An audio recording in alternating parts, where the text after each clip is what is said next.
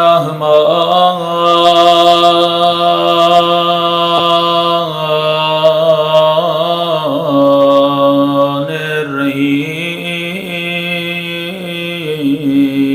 الرحيم الحمد لله رب العالمين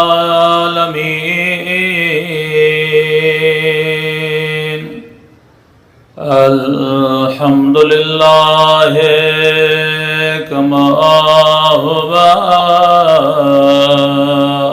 أهله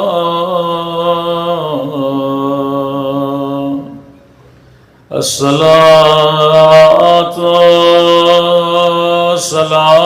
والسلام على سيد المرسلين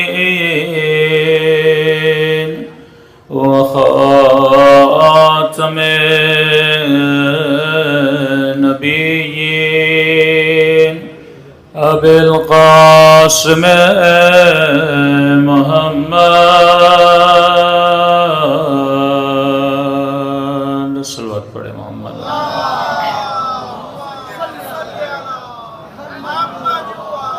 وعلى آله الطيبين الطاهرين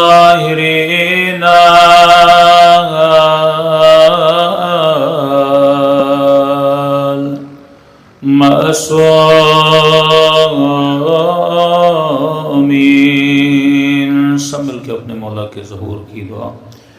اللہم کل ولیک حجت ابن الحسن صلواتک علیہ وعلی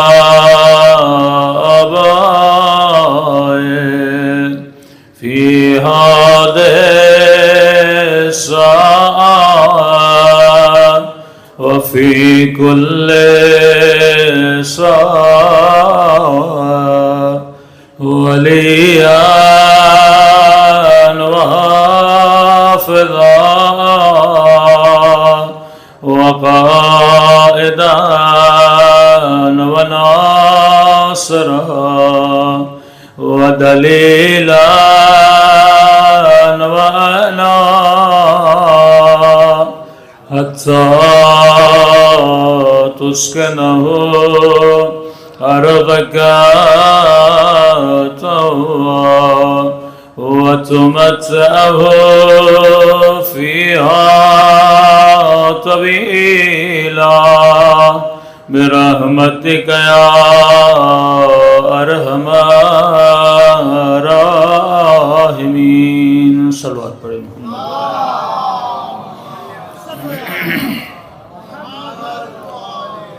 بسم اللہ الرحمن الرحیم. رب اشرح لی صدری ویسر لی امری واحلل عقدۃ من لسانی یفقهوا قولی.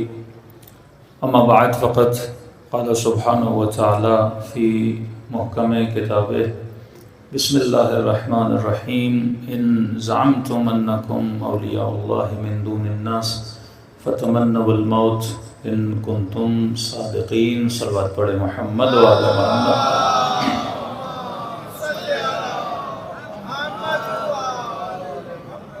دعا ہے پروردگار عالم ہم سب کا یہاں پہ آنا اور جمع ہونا اپنی بارگاہ میں قبول فرمائے، اور جس مقصد زندگی اور حیات کو لے کر یہ برسی رکھی گئی خدا ان مقاصد میں بھی ہم سب کو کامیابیاں نصیب فرما دے.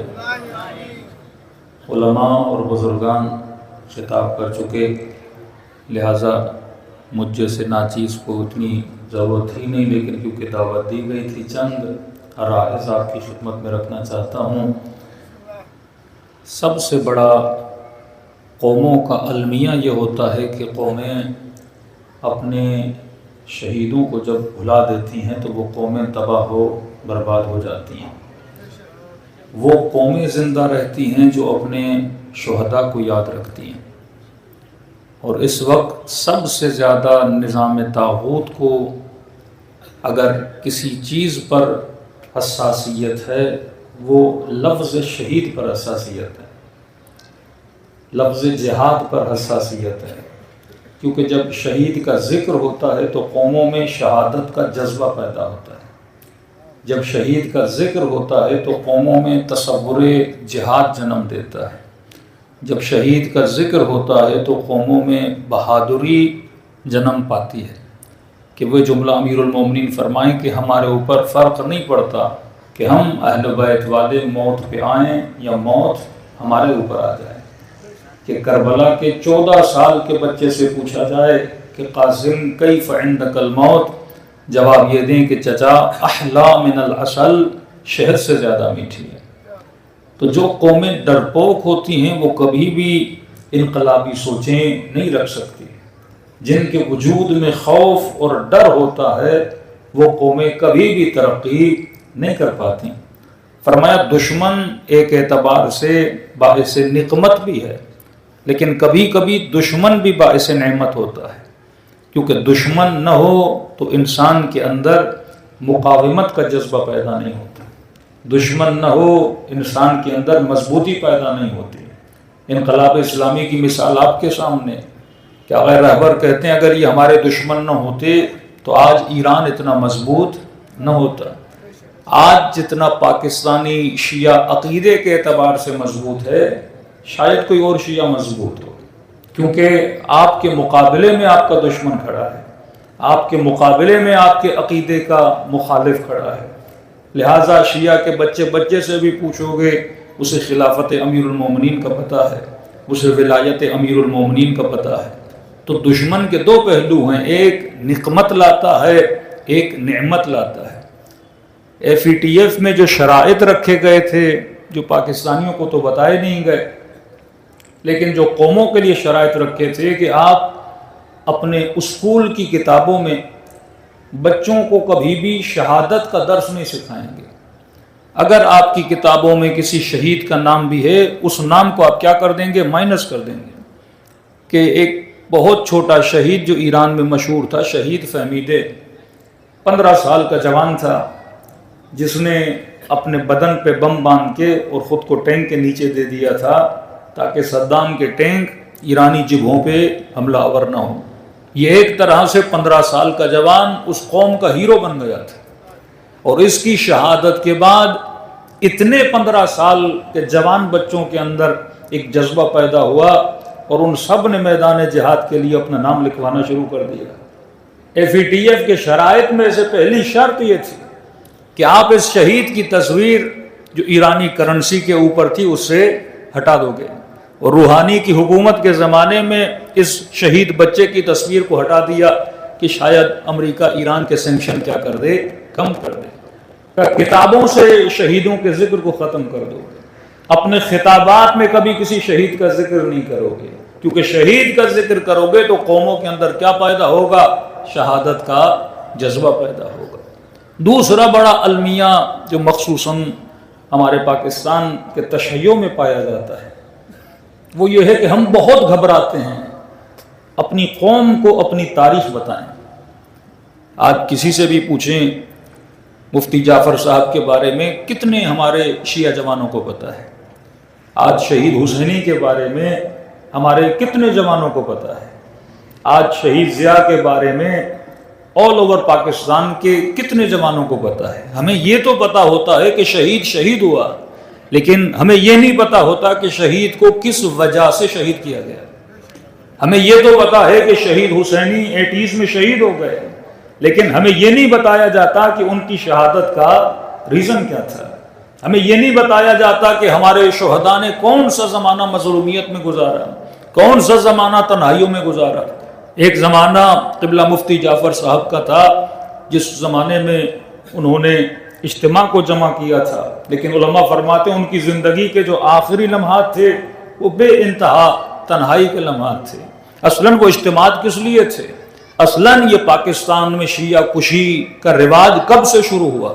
اصلاً تشیع نے ایسا کیا کیا کہ ایسی پالیسیز بنائی گئیں، ایسے گروہ بنائے گئے کہ تاکہ شیعوں کو قتل کر دیا جائے۔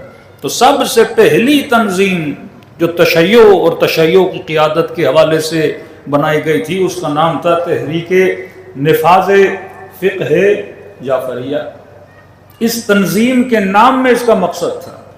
بنائی کیوں گئی؟ کیونکہ ضیاء کا زمانہ تھا، ضیاء نے ایک نعرہ بلند کیا تھا نظام مصطفیٰ کا، کہ ہم پاکستان میں نظام مصطفیٰ کو نافذ کریں گے۔ اب نظام مصطفیٰ نافذ ہوگا تو اتنے مسلمان ہیں، کس فقہی بنیاد پر ہوگا؟ تو انہوں نے کہا کہ نظام مصطفیٰ کو نافذ کریں گے، وہ کس فقہ کے مطابق ہوگا؟ فقہ حنفیہ کے مطابق ہوگا۔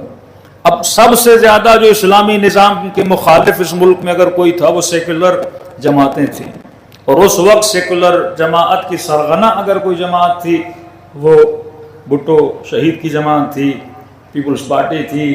اب ان کو تو مار دیا گیا اور زد و کوب میں تھے، وہ جماعتیں تو اٹھ نہیں سکتی تھی۔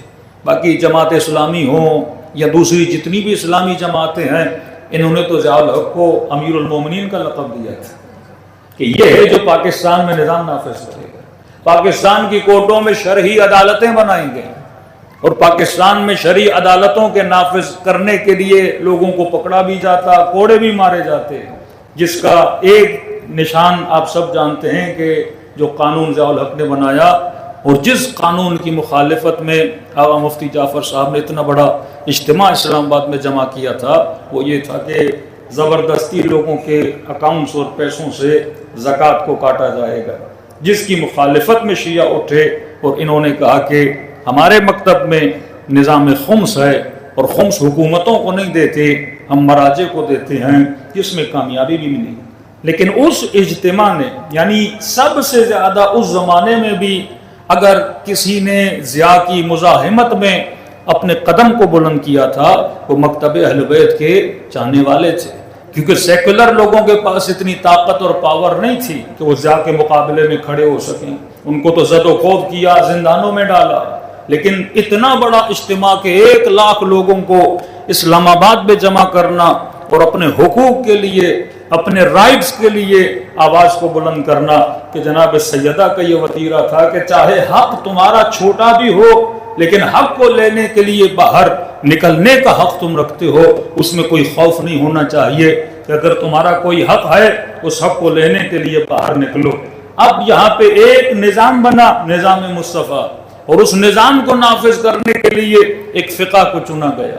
تو اس سوچ کو مد نظر رکھتے ہوئے شیعہ علماء نے ایک اجتماع بنایا، اور اس اجتماع اور اس تحریک کا نام رکھا تحریک نفاذ فقہ جعفریہ۔ اگر آپ فقہ حنفیہ کو نافذ کرنا چاہتے ہو تو کہا کہ ہم تو جعفری ہیں، ہم کیسے فقہ حنفیہ اپنے اوپر نافذ کریں گے؟ اب ایک تحریک اور ایک موومنٹ چلی کہ بھائی ہم بھی اپنے بچوں کے اوپر تحریک نفاذ فقہ جعفریہ کو نافذ کرنا چاہتے ہیں۔ ہمارے بچوں کے لیے بھی ایک نظام ہونا چاہیے جو نظام تشیع ہے، ہمارے بچوں کی کتابوں کے اندر ایک ایسا نظام ہونا چاہیے۔ مطلب ایک شیعہ بچہ ہے وہ کسی اور نظام کو کیوں پڑھے؟ ایک فقہ جعفریہ کو ماننے والا فقہ حنفیہ کو فالو نہیں کرتا، میری نماز الگ ہے، میرے نماز کا طریقہ الگ ہے، میرے وضو کا طریقہ الگ ہے، میں کیسے اپنے بچے کو پڑھاؤں؟ میں تو پہلا امام امیر المومنین کو مانتا ہوں، پھر میں یہ نفاق ہے کہ میں بچے کو کہوں کہ مثلا پہلا کوئی اور ہے اور امام بارگاہ میں آئے تو اسے پتا چلے پہلا کوئی اور ہے۔ یعنی یہ فکر میری بچے کی خراب ہو رہی ہے۔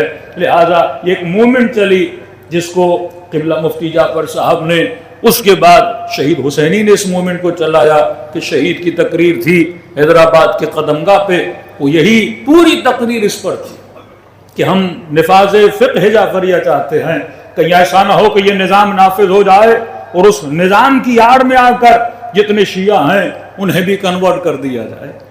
لیکن سب سے زیادہ جو شہید کو شہرت ملی، یعنی پاکستان میں شہید حسینی کو شاید لوگ اتنا نہ جانتے ہیں، شہید کی اپنی ایک مظلومیت ہے، ان کے انتخاب میں جو مظلومیتیں ہیں وہ الگ ہے، لیکن خدا نے اصل جو قوم کو متحد کیا، یعنی پاکستان میں اگر قیادت اتنی مشہور ہوئی اور اس قیادت کے پیچھے ایک جم غفیر لگا جو بے نظیر تھا اس ملک میں، کبھی شیعہ اتنے مضبوط نہیں ہوئے تھے، وہ شہید کی شہادت کے بعد تھا۔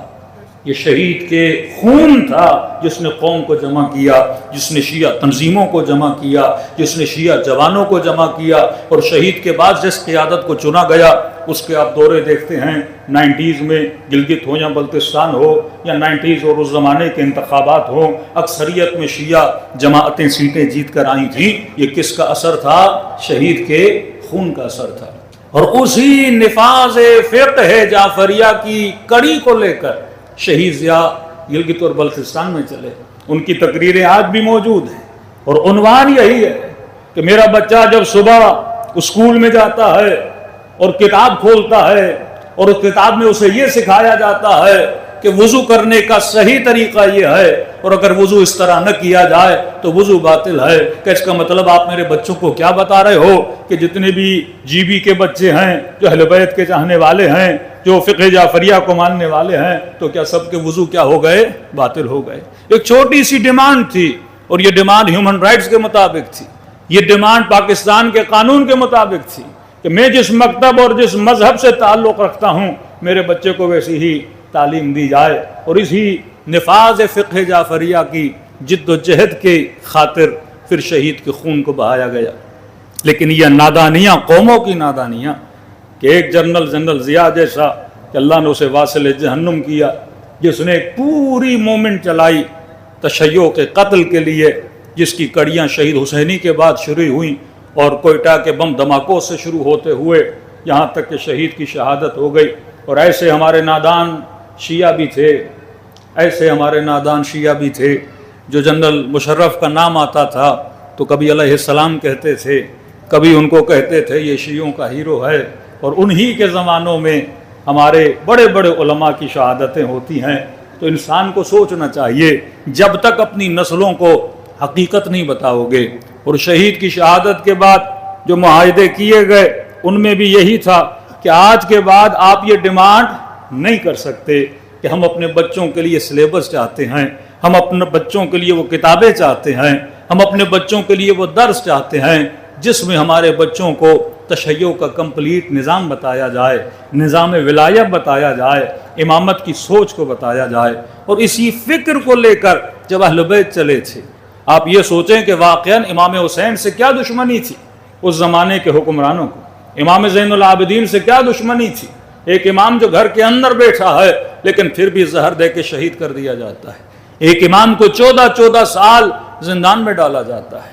اہل بیت علیہ الصلوۃ والسلام کے اخلاق کو دیکھا جائے تو بلندی پر تھا، ان کے تزکیہ نفس کو دیکھا جائے تو بلندی پر تھا، ان کی عبادتوں کو دیکھا جائے تو بلندی پر تھا۔ لیکن ایک امام سجدے میں ہے لیکن اس کے سر پہ تلوار چلائی جاتی ہے۔ امام زین العابدین کی عبادتیں زد و عام تھی، کوئی ایسا بندہ نہیں تھا، فرماتے ہیں وقت کا حاکم انتظار کرتا تھا کہ میں حجر اسود کو بوسا دوں، لیکن یہی وقت کا حاکم دیکھتا ہے کہ ایک شخص نورانی ہے جو آتا ہے، لوگ اسے راستہ دیتے ہیں، تعجب سے پوچھتا ہے ارے میں حاکم ہوں، کھڑا ہوں، لیکن یہ آیا اور لوگوں نے راستہ دیا۔ کہ یہ کون ہے؟ کہ یہ زین العابدین ہے، یہ سید الساجدین ہے، جو عبادت کے منارے تھے لیکن انہیں زہر دے کر شہید کر دیا گیا۔ وہ اسی سوچ کی خاطر، جب آپ سوچ الہی بنا دیتے ہو تو جو اس نظام الہی کے دشمن ہیں وہ آپ کو شہید کر دیتے ہیں۔ لیکن امام خمینی کا مشہور جملہ فرماتے، لوگ تمہارے جسموں کو موت دے سکتے ہیں، تمہاری سوچوں کو موت نہیں دے سکتے۔ لوگ تمہارے جسموں کو کاٹ سکتے ہیں لیکن تمہاری روحوں کو کچھ نہیں کر سکتے۔ اور یہ خدا کا وعدہ ہے کہ جس بھی دھرتی پر شہید کا خون گرتا ہے خدا اس قوم کو عزت دیتا ہے، خدا ذلتوں سے نکالتا ہے۔ اور واللہ آج پوری کائنات میں دیکھیے خدا نے تشیع کو عزت دی ہے۔ تشیع فخر سے اپنا سر بلند کر کے اس وقت کھڑا ہے۔ آج ساری دنیا کے حکمرانی اور حکمرانوں کو دیکھیں، وہ ذلتوں میں ڈوبے ہوئے ہیں، وہ وقت کے ظالم کے سامنے اپنا سر جھکا کر بیٹھے ہیں، وہ استکبار عالم کے سامنے اپنا سر جھکا کر بیٹھے ہیں۔ لیکن آج بھی اگر کوئی وقت کے شیطان اور استکبار کی آنکھوں میں آنکھیں ڈال کے بات کرتا ہے، وہ امیر المومنین کا چاہنے والا ہے، وہ علی کا ماننے والا ہے، یہ سب کچھ ملتا ہے شہادت کے جذبے سے۔ لیکن کوئی شہید تو ایسے شہید نہیں ہوتا، شہید کا انتخاب ہوتا ہے پروردگار عالم کی طرف سے۔ کہتے ہیں 3 حربے ہوتے ہیں، یا خریدو یا جھکاؤ، آخری یہ ہوتا ہے کہ بندے کو قتل کر دو۔ یہی اہل بیت کا معاملہ تھا، یہی ان کے ماننے والے کے معاملات تھے۔ پہلی کوشش یہ تھی کہ ان کو خریدا جائے، جو نہ بکا دوسری کوشش تھی کہ اس پہ تشدد کیا جائے، اس پہ ظلم کیا جائے، شاید یہ جھک جائے، اور جب بندہ جھکنے کے لیے تیار نہ ہو تو آخری حربہ یہ ہوتا ہے کہ اس کو قتل کر دیا جائے۔ لیکن اللہ کا بھی یہ وعدہ ہے کہ شہید کے خون میں خدا برکت دیتا ہے۔ واللہ اگر شہید حسینی کی شہادت نہ ہوتی، قوم میں وہ یکجہتی نہ ہوتی، شہید ضیاء کی شہادت نہ ہوتی، جوانوں میں اتنی اویئرنیس نہ ہوتی۔ یہ اتحاد اور جو انسجام قوموں میں پیدا ہوتا ہے یہ شہید کی برکتوں کی وجہ سے ہوتا ہے۔ لیکن شہید جب دنیا سے جاتا ہے، ہمیں اس شہید سے وعدہ کیا کرنا ہے؟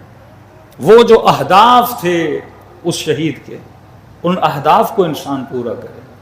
جو اہداف وہ اپنی قوم کے لیے ڈھونڈ رہا تھا، کہ آج سب سے بڑا مسئلہ، میں بھی گلگت بلتستان گیا، اس وقت جو ثقافتی یلغار کا مسئلہ ہے ان علاقوں میں، کہ ظاہر ہے جیسے جیسے ٹورزم بڑھ رہا ہے، سیکولرزم بڑھ رہا ہے، اور یہ طاقتیں، آپ کے علاقوں کا اپنا رنگ ہے۔ وہ علاقہ جو ایام اذاں میں سیاہ پوش ہو جاتا ہے، وہ علاقہ جو ایام محرم میں لبیک یا حسین کا نعرہ بلند کرتا ہے، وہ علاقہ کس کا نمائندہ ہے؟ وہ ابھی عبداللہ الحسین کا نمائندہ ہے۔ اس علاقے میں اگر کوئی غیر شیعہ آئے تو اسے خوشبو امیر المومنین آنی چاہیے۔ اس علاقے میں اگر کوئی غیر شیعہ آئے اسے اخلاق امیر المومنین سے روشناسی ہونی چاہیے۔ اس علاقے میں اگر غیر شیعہ آئے اسے چادر جناب سیدہ سے روشناسی ہونی چاہیے۔ آج سب سے بڑی کوشش ہے شیعہ شیعہ رہے پر سیکولر ہو جائے، سنی سنی رہے پر سیکولر ہو جائے، یہ مسلم تو رہے پر نظام کی بات نہ کرے۔ آج دنیا کو کیا مسئلہ ہے؟ کتنی مسلمان حکومتیں ہیں جو حکومتیں چلا رہے ہیں، کسی حکمران سے استکبار کو مسئلہ نہیں ہے۔ لیکن اگر کوئی حکمران یہ کہے کہ میں نظام الہی لانا چاہتا ہوں، اگر کوئی حکمران یہ کہے کہ میں نظام مصطفیٰ جو حقیقی نظام ہے اس کو لانا چاہتا ہوں، اس کا گلا کاٹ دیا جاتا ہے، ان ہاتھوں کو روک دیا جاتا ہے جو الہی نظام کی بات کرے۔ کہ ہمارے نظام کے اندر رہتے ہوئے نماز پڑھو، ہمیں مسئلہ نہیں ہے۔ ہمارے نظام کے اندر رہتے ہوئے عزاداری کرو، ہمیں مسئلہ نہیں ہے۔ کتنے شیعہ ہیں جو یو کے میں اور ویسٹرن ملکوں میں عزاداری کرتے ہیں، ماتمداری، زنجیر زنی، یہاں تک کہ ان کے لیے ایمبولینسیں لائی جاتی ہیں، ان کو ہاسپٹلوں میں لے جایا جاتا ہے، فری میں ٹریٹمنٹ کیا جاتا ہے، کوئی روکنے والا نہیں ہے۔ لیکن ایک بندہ ہے جو افریقہ میں پیدا ہوا، آغا زکزکی، وہ بھی تو ماتم کر رہا ہے لیکن اسے روکا جاتا ہے، وہ بھی جلوس نکال رہا ہے لیکن اس کے کئی بیٹوں کو شہید کر دیا جاتا ہے۔ کتنے لوگ شہید کر دیے جاتے ہیں۔ کہ ہمیں وہ لیڈر نہیں چاہیے جو قوموں کو آئیڈیولوجی دے، ہمیں وہ رہبر نہیں چاہیے جو قوموں کو سوچ دے، ہمیں وہ بندہ نہیں چاہیے جو قوموں کو طریق دے۔ ہر ایسا خطیب، ہر ایسا بندہ، وہ چاہے مولانا ہو یا مولانا نہ ہو، جب آئیڈیولوجی پر آتا ہے اور قوموں کو سوچ دیتا ہے، اسے ختم کر دیا جاتا ہے یا شہید کر دیا جاتا ہے۔ کیونکہ یہاں جنگ آئیڈیولوجی ہے، یہاں جنگ فکر ہے کہ پورے خطے میں جتنی حکومتیں تھیں اور ان حکومتوں کے بیچ میں سب سے مضبوط ترین اگر کوئی شہنشاہیت تھی وہ ایران کی شہنشاہیت تھی۔ اور ایک مولوی ایک حوضے سے اٹھتا ہے اور اس شہنشاہیت کو پٹک کر زمین پہ گرا دیتا ہے اور نظام ولایت کو وہاں پہ نافذ کر دیتا ہے، تو فرماتے استکبار ہے جہاں کے وجود میں زلزلہ پیدا ہو جاتا ہے۔ کہ جب قوم ایک عالم کے کہنے پہ جمع ہو جائے، جب قوم ایک حوض علمیہ کے پڑھنے والے مجتہد کے پیچھے جمع ہو جائے، تو دنیا نے اس قوم کا پاور دیکھا، دنیا نے اس مجتہد کی طاقت دیکھی۔ کہ پہلے تو ایک فتویٰ آیا تھا کہ تمباکو حرام ہے اور پوری قوم نے تمباکو سے سرکشی کی اور عورتوں نے اور بوڑھیوں نے اپنے حقے توڑ دیے تھے، تو شاہ پریشان ہوا۔ وہ پہلی کڑی تھی، ایک عالم کی اطاعت کی تھی۔ جب تک یہ اطاعت قوموں میں رہے، اب سازش کیا ہوئی کہ اس قوم میں علماء کو بے عزت کیا جائے، صاحبان امامہ کو بے عزت کیا جائے، علماء کے درمیان اختلافات کو پیدا کر دیا جائے، تاکہ ایک عالم، ایک مولوی قوم کی نظروں میں بے وقت ہو جائے۔ آج واللہ پھر بھی جائے شکر ہے کہ جتنا احترام شیعہ قوم میں علماء کا ہے دوسری قوموں میں نہیں ہے۔ آپ جا کے لطیفے سنیں، آپ جا کے جوک سنیں، کوئی اتنا ادب و احترام نہیں ہے۔ لیکن واللہ یہ انقلاب اسلامی کے بعد جو ایک احترام قوموں میں علماء کا پیدا ہوا کہ کوئی بہجت کو دیکھ کر آنکھوں سے آنسو بہاتا تھا، کوئی خمینی کی ایک جھلک دیکھنے کے لیے ایک ہفتہ پہلے چلا جاتا تھا کہ مجھے جگہ مل جائے کیونکہ یہاں پہ خمینی کا دیدار ہو جائے گا۔ عراق کے شیعوں میں آیت اللہ سیستانی کا احترام، تو جب تک قوموں میں یہ لگن اپنے علماء کے ساتھ ہوگی اور جب تک یہ جذبہ شہادت اور جب تک یہ آئیڈیالوجی ہوگی تو قوم کو کوئی شکست نہیں دے سکتا۔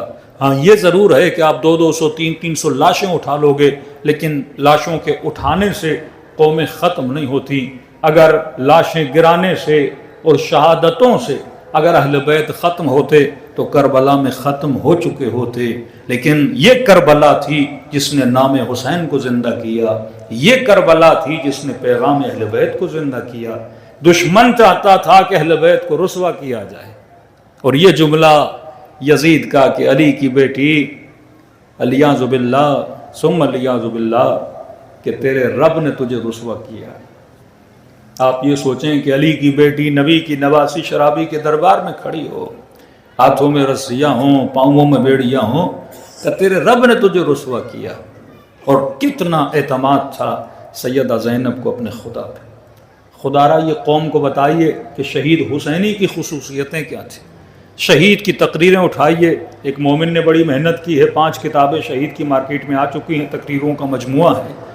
شہید کی تقریر میں 3 ٹاپک ہوتے تھے، یا انقلاب اسلامی پہ گفتگو کرتے تھے، یا امام خمینی کی شخصیت پہ گفتگو کرتے تھے، یا جوانوں میں تزکیہ، تحلیہ اور اخلاقی گفتگو ہوتی تھی کہ جوان اگر خود کو اوپر اٹھانا چاہتے ہو، وہ دعائے کمیل کا گریہ، وہ نماز شب کا گریہ، کہ ہمارے والد فرماتے ہیں جب کسی گاؤں میں شہید آئے، کہتے ہیں یہی جنوری سردیوں کا موسم کہ لوگ اپنے کمبلوں میں اپنی رضائیوں میں سو رہے تھے، اور اتنا بڑا دورہ کر کے شہید حسینی جب انٹیریئر سندھ میں پہنچے تو لوگوں نے گرم گرم بستر لگائے کہ شہید آرام کریں، اتنے دنوں کی تھکاوٹ ہے۔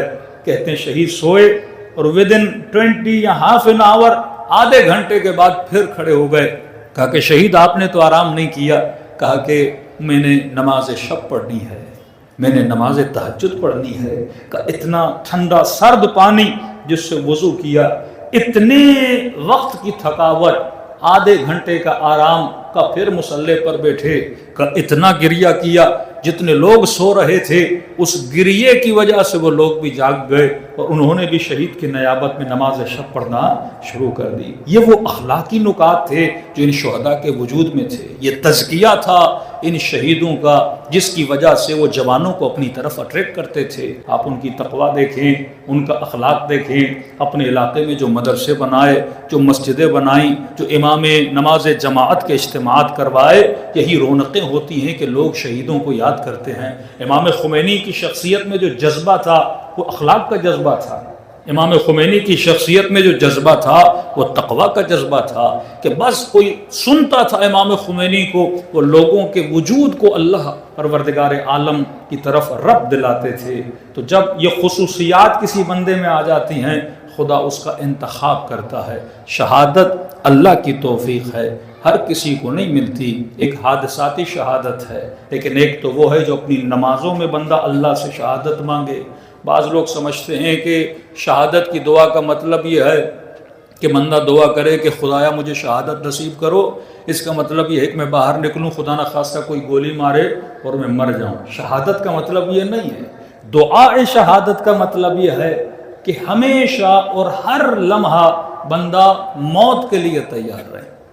یہ شہادت کا فلسفہ ہے۔ جب نیت کرتے ہوئے خدا مجھے شہادت عطا فرما، مطلب یہ ہے کہ عمل میں بندہ موت کے لیے تیار ہے۔ اب موت کے لیے کون تیار رہتا ہے؟ جس کا عمل صحیح ہو۔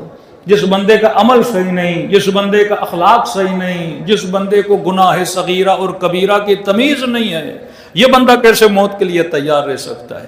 موت کے لیے اگر کسی کی تیاری دیکھنی ہے تو جناب قاسم کی تیاری دیکھو، موت کے لیے کسی کی تیاری دیکھنی ہے تو علی اکبر حسین کی تیاری دیکھو، موت کے لیے کسی کی تیاری دیکھنی ہے تو میثم تمار کی تیاری دیکھو۔ یہ وہ رونق تھی کہ لوگوں کے دلوں میں پیدا کیا کرتے تھے۔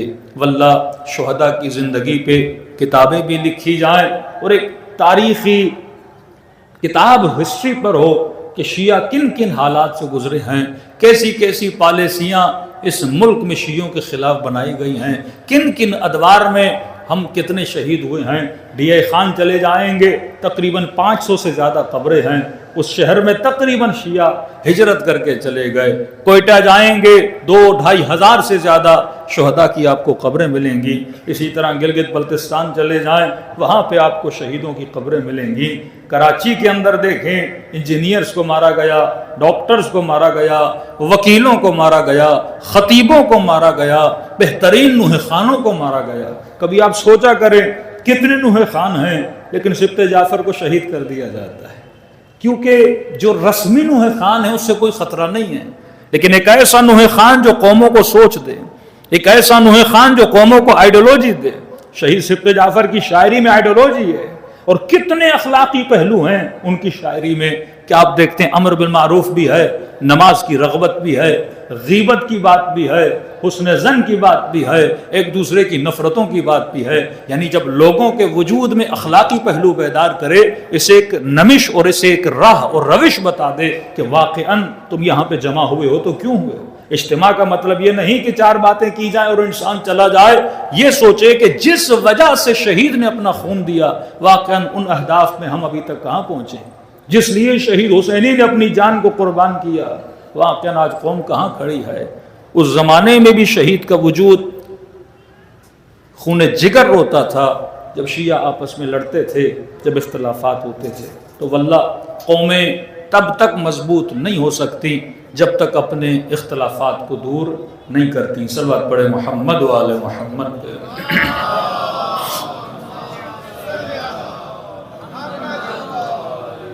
شہید تو اپنا خون دے کر، اپنی ڈیوٹی نبھا کر دنیا سے چلا گیا، لیکن جو زندہ ہیں انہیں بھی تو جواب دینا ہے قیامت کے دن کہ پروردگارہ اس نے قوم کے لیے خون دیا تھا، میں نے واقعاً قوم کے لیے کیا کیا۔ آج جوانوں کے اندر جو اخلاقی گراوٹیں پیدا کی جا رہی ہیں، یہ المیہ صرف ایک قوم کا نہیں ہے، شیعہ سنی پورے پاکستان کا مسئلہ ہے۔ اخلاقی گراوٹ، گناہوں کا زیادہ ہونا، نگاہائے شہوت کا زیادہ ہونا، اللہ سے ربط کا کم ہونا۔ آج کتنے جوان ہیں جو مسجد میں نظر آتے ہیں، آج کتنے جوان ہیں جو نماز شب پڑھتے ہیں، آج واقعاً حجاب کی گراوٹ کتنی زیادہ ہو رہی ہے۔ آج یونیورسٹیوں کا ماحول دیکھیں کتنا خراب ہو رہا ہے۔ یہ چھوٹی چھوٹی تنظیمیں جو شہداء بناتے تھے یونیورسٹیوں کے اندر، فکری تنظیمیں، کہ جوان اگر اس ماحول میں جا رہا ہے تو اپنے ایمان کو کیسے بچائے، یہ بچی اگر یونیورسٹی میں پڑھنے جا رہی ہے یہ اپنی عفت کو کیسے بچائے، یہ اپنے حیا کو کیسے بچائے۔ یہ جوان اس ماحول میں رہتے ہوئے خود کو شیطان کے تیروں سے، خود کو شیطان کے وسوسوں سے، خود کو اس خناس سے کیسے بچائے، جب تک ہمارے اندر اسٹڈی سرکلز پیدا نہیں ہوں گے۔ یہ ہوتے تھے 80s میں 90s میں، شہید محمد علی نے بڑی محنتیں کی، تنظیمیں اسٹڈی سرکلز بنائے کہ واقعاً ہر شعبے میں ان جوانوں کو کم از کم ہفتے میں ایک بار، یہ برسی تو سال میں ایک بار ہوتی ہے، لیکن کم از کم ہفتے میں ایک بار یہ جوان آپس میں جمع ہو جائیں اور یہ سوچیں کہ واقعاً ہم امام زمانہ کے خادم بننے آئے ہیں، ہم نظام امام زمانہ کو نافذ کرنے کے لیے آئے ہیں۔ میں تقریباً 1 مہینہ پہلے UK تھا، تو وہاں کسی مومن سے ڈسکس کر رہا تھا کہ میں نے کہا پاکستان میں بہت ساری شیعہ سوسائٹیز ہیں، کراچی کی مثال لے لیں، انچولی ہے، نیو رضویہ ہے، گلستان سوسائٹی ہے، اور بھی بہت ساری سوسائٹیز بن رہی ہیں۔ شیعہ سوسائٹیز کے جنم لینے کی اصل وجہ بھی شیعہ کلنگ ہے۔ اگر کراچی میں شیعہ کلنگ نہ ہوتی تو شیعہ سوسائٹی نہ بنتی۔ شیعوں کی جان کو خطرہ ہوا تو کچھ لوگوں نے سوچا کہ ہم سوسائٹی بنائیں جس کے اندر ہمارے شیعہ رہیں، تو شیعہ کی جانیں کیا رہیں گی؟ محفوظ رہیں گی۔ یہ بھی ایک طرح کا نقشہ ہے کہ شیعوں کو آئسولیٹ کیا جائے، بڑی بڑی جگہوں سے نکال کر مختلف علاقوں میں ان کو کیا کیا جائے؟ محدود کیا جائے۔ لیکن واللہ اگر کوئی شیعہ سوسائٹی بھی بناتا ہے تو میں نے ایک اظہار افسوس کیا، میں نے کہا ایک شیعہ سوسائٹی میں جانے کے بعد کیا کسی کو محسوس ہوتا ہے کہ یہ شیعہ سوسائٹی ہے؟ ماں سوائے علم، ماں سوائے امام بارگاہ، کیا اس سوسائٹی میں چلتی ہوئی بچیوں کو دیکھ کے یہ لگتا ہے کہ یہ شیعہ ہیں؟ کیا ان سوسائٹیز میں چلتے ہوئے جوانوں کو اور ان کے حلیوں کو اور ان کی باتوں کو اور ان کے لباس کو دیکھ کر یہ پتہ لگتا ہے یہ شیعہ سوسائٹی ہے۔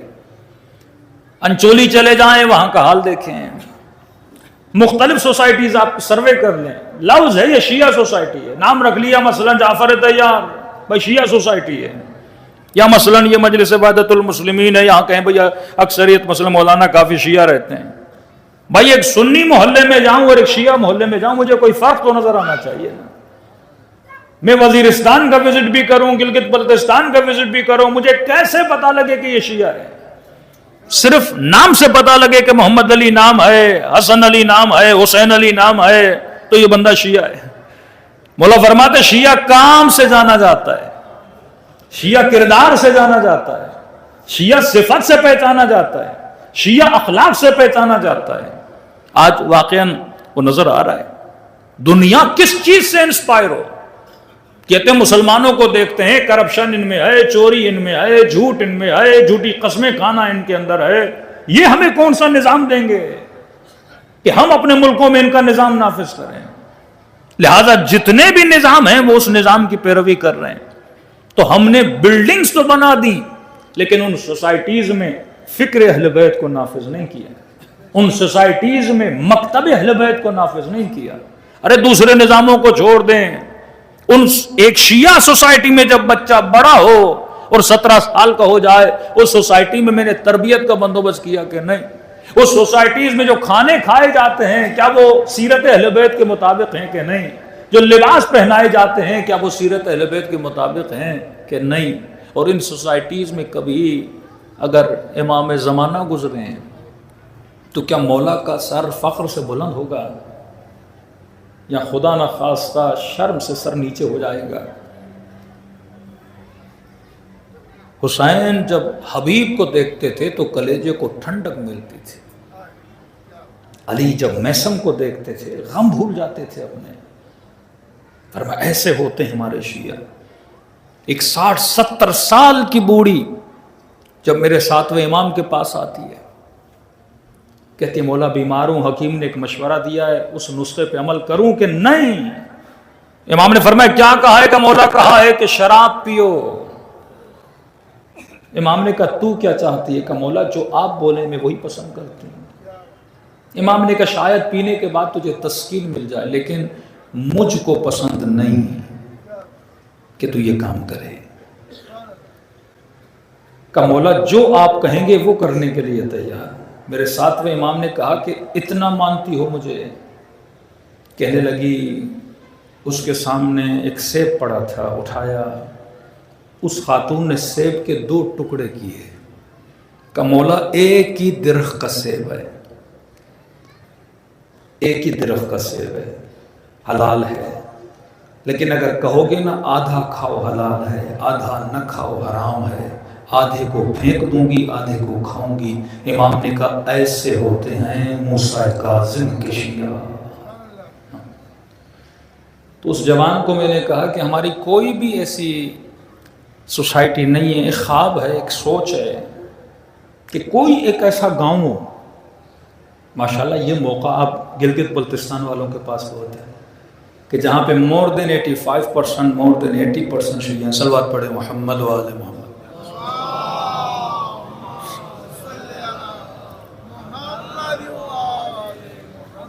کہ واقعاً پورے پاکستان سے وہاں ٹورسٹ جاتے ہیں۔ یہ موقع پاکستان کے کسی شیعہ کے پاس نہیں ہے جو جی بی کے لوگوں کے پاس ہے۔ کہ میں نے وہاں پہ کسی دکاندار کو کہا، میں نے کہا آپ کے دکان کے اوپر حضرت عباس کا علم کیوں نہیں لگا؟ ہمارے یہاں علم کا کلچر بہت ہے، وہاں میں نے بہت کم دیکھا، لوگوں کے گھروں پہ علم بہت کم تھے۔ میں نے کہا علم کیوں نہیں لگا؟ کہ مولانا ہم سارے شیعہ ہیں۔ میں نے کہا شیعوں کے لیے نہیں، جو آتا ہے اس کے لیے لگاؤ، اسے پتا تو چلے۔ میں نے کہا تمہاری پہاڑوں پہ علی کا نام کیوں نہیں لکھا؟ امام حسین کا نام کیوں نہیں لکھا؟ جگہ جگہ وہ سلوگنز بھر دو کہ جب کوئی یہاں پہ آئے اسے یہ محسوس ہو کہ میں کسی ایسی نگری میں ہوں جو محمد اور آل محمد کی ماننے والی نگری ہے۔ جب تک احساس نہیں دلاؤ گے فائدہ کیا؟ اسے تمہارے زمانوں کے اخلاق سے پتہ چلے۔ تو اس یو کے جوان نے مجھے کہا کہ مولانا میرے ذہن میں ایک بات آئی. میں نے کیا کہا؟ آپ نے بات کی ہے شیعہ سوسائٹیز کی. میں نے کہا کہا کہ لندن کے اطراف میں ایک سوسائٹی بنائی ہے کرسچنز نے، مسیحیوں نے. ان کا نظریہ یہ ہے کہ مسیحی بھی کس کا انتظار کر رہے ہیں؟ حضرت عیسیٰ کا. ان میں سے ایک بندے نے یہ سوال کیا کہ بھائی آپ کس کا انتظار کر رہے ہو؟ کہ حضرت عیسیٰ کا. کہ بھائی حضرت عیسیٰ کا انتظار کیوں کر رہے ہو؟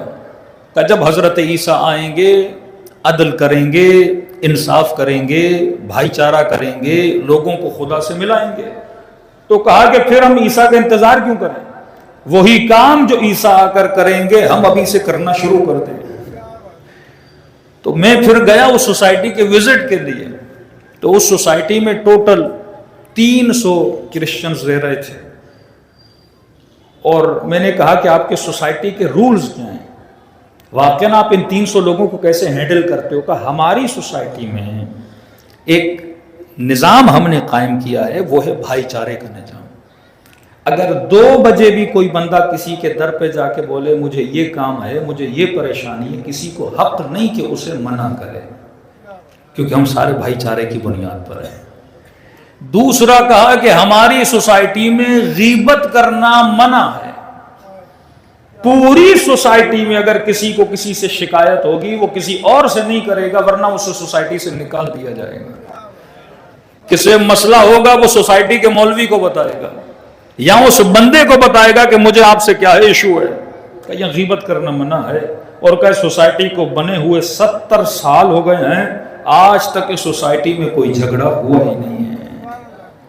تو ایک تو یہ سوچ ہے کہ امام زمانہ آئیں، ایک خمینی والی سوچ ہے کہ آئیں جو وہ کریں گے ہم ابھی سے کرنا شروع کر دیں. اپنے بچوں پر نظام فقہ جعفریہ کو نافذ کریں، اپنی نسلوں میں شہیدوں کی سوچ کو پروان چڑھائیں. جن اہداف کے لیے انہوں نے اپنی جانوں کو قربان کیا، ان اہداف کو اپنے بچوں کی سوچوں میں راسخ کریں. اور اسی ہدف کے تعاقب میں اہل بیت علیہ الصلوۃ والسلام نے اپنی جانوں کو قربان کیا. موت تو بستر پر بھی آنی ہے، موت تو بیمار ہو کے بھی آنی ہے، موت تو کسی اٹیک سے بھی آ جانی ہے. لیکن وہ موت کیسی؟ جو موت عالی ترین ہدف کے لیے انسان کو آئے اور انسان ملاقات خدا کے لیے آگے بڑھے. شہید حججی کی والدہ، واقعاً ایک شہید کی شہادت کا غم اس کے گھر والوں کے لیے جتنا بڑا ہوتا ہے کسی کے لیے نہیں ہوتا. ربط مصیبت کے لیے واقعہ بیان کروں، علماء موجود ہیں. عرض کیا ہے کہ چند جملے میں مصائب کے بھی پڑھوں تاکہ اللہ امام حسین کے صدقے میں شہید کو شہدائے کربلا کے ساتھ محشور فرمائے. کہتے ہیں کہ شہید حججی کی والدہ، ان کی شہادت کے بعد کئی دنوں تک اس ماں کو سکون نہیں تھا. سکون اس لیے نہیں تھا کہ کیونکہ یہ واحد شہید تھا جس کی شہادت کا منظر اس ماں نے دیکھا تھا، کیونکہ قتل کرتے وقت ان ظالموں نے اس کی ویڈیو بنائی تھی. ایک مرتبہ وہ شہادت ہونے کے بعد جنازہ آپ کے گھر میں آتا، وہ ایک الگ منظر ہے. لیکن ایک مرتبہ آپ کو دکھایا جائے کہ گلا کاٹا کیسے گیا، آپ کو دکھایا جائے تکلیف کیسے دی گئی. سب نے امام حسین کی شہادت کا سنا تھا. سیدہ زینب کے لیے مصیبت اتنی بڑی تھی کیونکہ بی بی نے 70 قدموں سے دیکھا تھا اور اسی پر روتی تھی کہ میں کہتی رہی نہ کاٹ. اماں زہرا نے چکیاں پیس کے پالا ہے لیکن ظالم خنجر چلاتا رہا. اس ماں کو سکون ہی نہیں. لوگوں سے ایک ہی سوال کرتی تھی، مجھے پتہ نہیں کہ جب میرے لال کے گلے پہ چھری چلی ہوگی تو میرے لال کو تکلیف کتنی ہوئی ہوگی. تو اس کی ماں کہتی ہے کہ ایک دن میں نے خواب کے عالم میں حججی کو دیکھا اور انہوں نے کہا کہ اماں آپ کی پریشانی کی وجہ سے میں بڑا پریشان ہوں، کیونکہ آپ یہاں روتی ہیں مجھے تکلیف وہاں ہوتی ہے. کہ میرے لال میں بس تڑپ رہی ہوں اتنا پوچھنے کے لیے کہ میرے گوشے جگر کا جب گلا کٹا تھا اسے کتنی تکلیف ہوئی تھی. تو کہنے لگا اماں جب گلے پہ چھری چل رہی تھی اس وقت پروردگار عالم نے مجھے امام حسین کا دیدار کرایا تھا، اور اس دیدار کی لذت کی وجہ سے مجھے چھری چلنے کی تکلیف کا پتہ نہیں چلا۔ شاید اسی لیے امیر المومنین نے فرمایا کہ من یموت یرانی، اے علی کے چاہنے والے جب تیرے بدن سے روح نکلے گی اللہ تجھے علی کے چہرے کی زیارت کرائے گا۔ چند لمحوں کے لیے اپنے وجود کو سالار شہداء ابی عبداللہ الحسین کے روضہ کی طرف متوجہ کریں، اپنے قلوب کو کربلا کی طرف متوجہ کریں، اور امام حسین کا فرمان ہے جو بھی خلوص دل سے مجھ حسین کو سلام کرے خدا اسے ثواب زیارت حسین عطا کرتا ہے۔ آج اس ثواب کو شہید ضیاء کی روح کی طرف بھیجیں اور دعا کریں کہ خدا ہم سب کو بھی مقام شہادت نصیب فرمائے اور ہم سب کو بھی شفاعت امام حسین نصیب فرمائے۔ السلام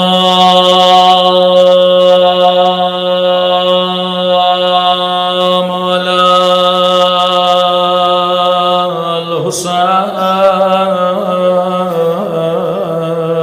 الحسین وعلی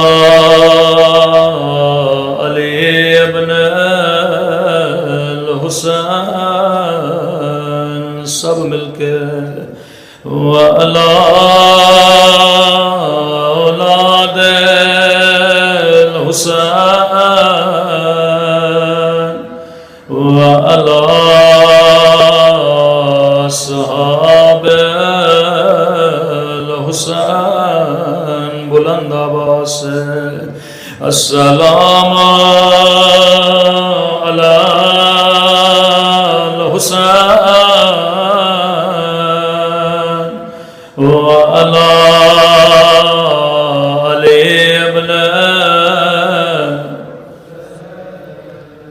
وعلی اولاد الحسین وعلی اصحاب،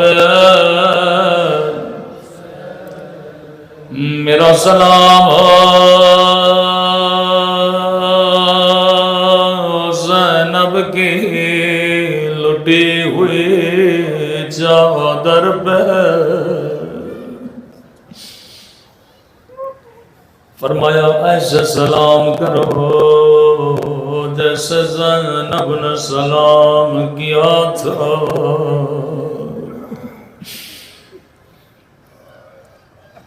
جب کبھی رات کے اندھیروں میں رونے کا دل ہو، علماء فرماتے ہیں تھوڑی دیر کے لیے زیارت ناہیہ پڑھا کرو۔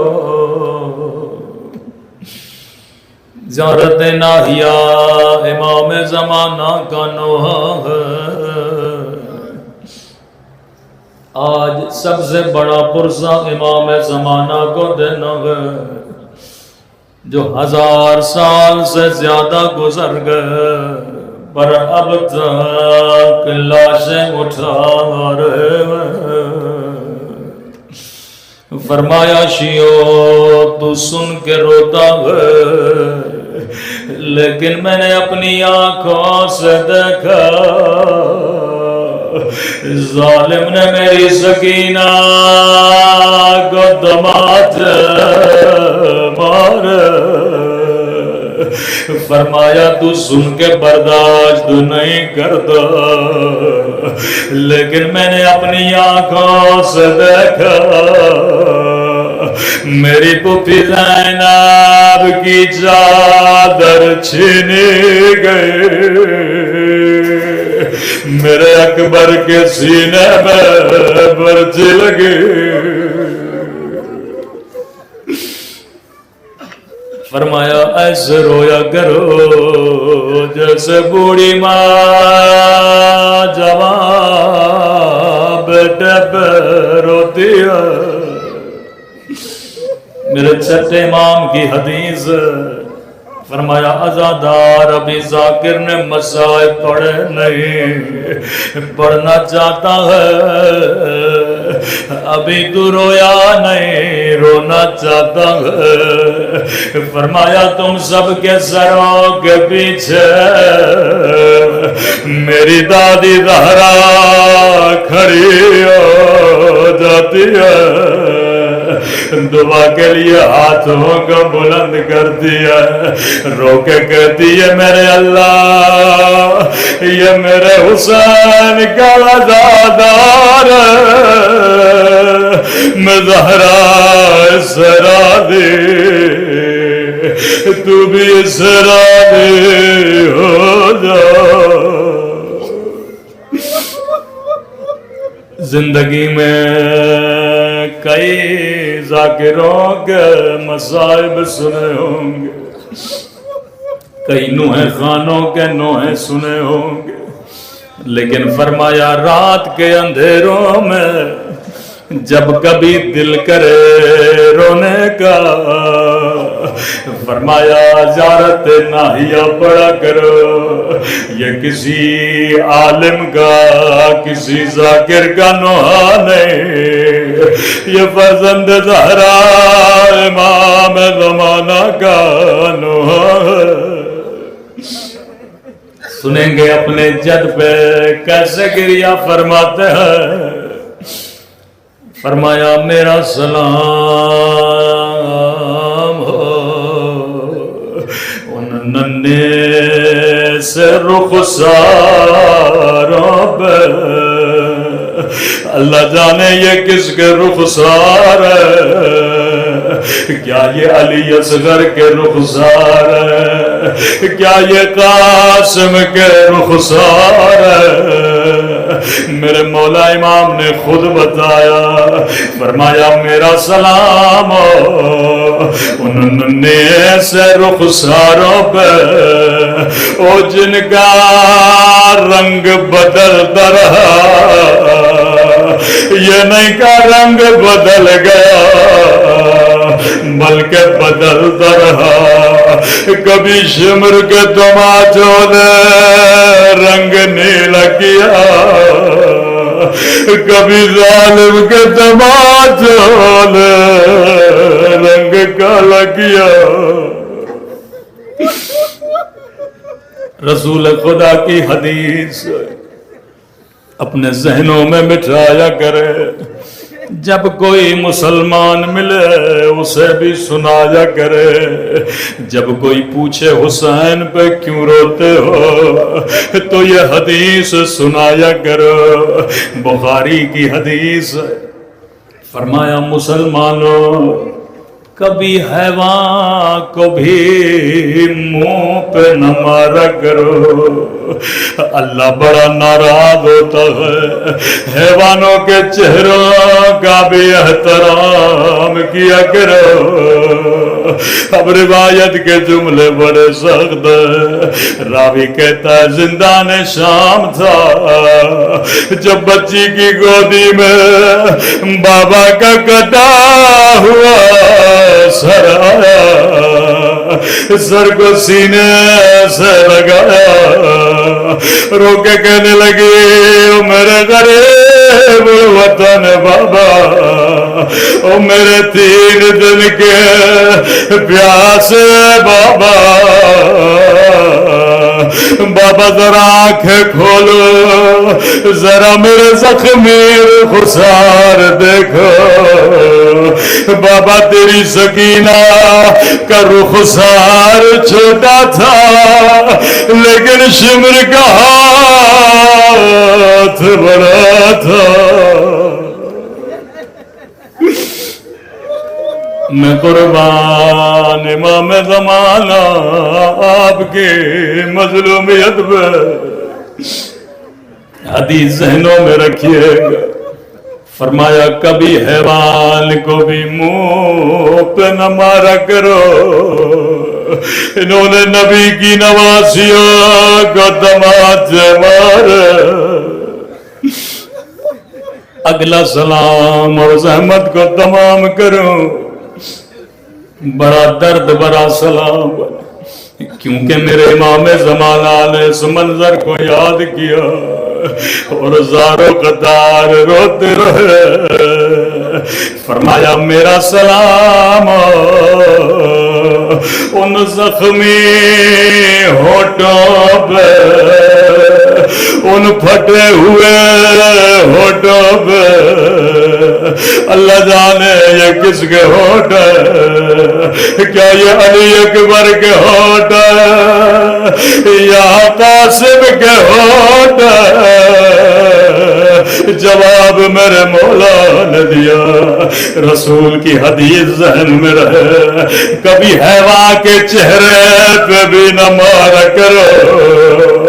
امام زمانہ فرماتے ہیں میرا سلام ہو ان زخمی ہونٹوں پہ اور جن پہ ظالم چھڑی مارتا. حسین کے ہونٹوں پہ یزید چھڑی مارا تھا.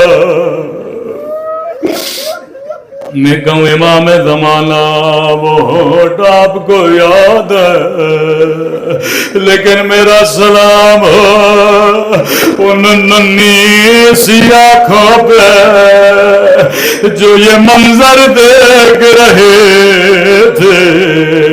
او اللہ کسی بچی کو بابا کا کٹا ہوا سر نہ دکھائے. اے خدا تجھے حسین کی کٹی ہوئی گردن کا واسطہ، تجھے میرے آقا کے زخمی ہونٹوں کا واسطہ، تجھے اس گھرانے کی یتیم بچیوں کا واسطہ. پروردگارہ شہید کے درجات کو بلند فرما، شہید کو شہداء کربلا کے ساتھ محشور فرما. ہم سب کو شہداء کی سیرت پر چلنے کی توفیق نصیب فرما. ہم سب کو شہداء کے کردار پر چلنے کی توفیق نصیب فرما. ہم سب کو شہداء کی ہمت، شہداء کا عزم عطا فرما. پروردگارہ ہم سب کو عاقبت بخیری نصیب فرما. ملت تشیع، ملت اثنا عشریہ میں اتحاد اور اتفاق نصیب فرما. خدایا اس امت میں جتنے اختلافات ہیں ان کو دور فرما. اختلافات کی دوری کے لیے مومنین کے دلوں کو نرم فرما، ایک دوسرے کی رنجشوں کو دور فرما. پروردگارہ اس کائنات سے ظلم کے خاتمے کے لیے منجی عالم بشریت امام زمانہ کا ظہور فرما. اس امت کے جتنے علماء ہیں ان کا سایہ سر بلند فرما. ہم سب کی خطاؤں کو درگزر فرما. جو مانگا نہیں مانگا اپنے خزانے قدرت سے ہم سب کو عطا فرما. دعاؤں کی قبولیت کے لیے، شہید کے درجات کی بلندی کے لیے مل کر ایک مرتبہ صلوات پڑھے محمد و آل محمد.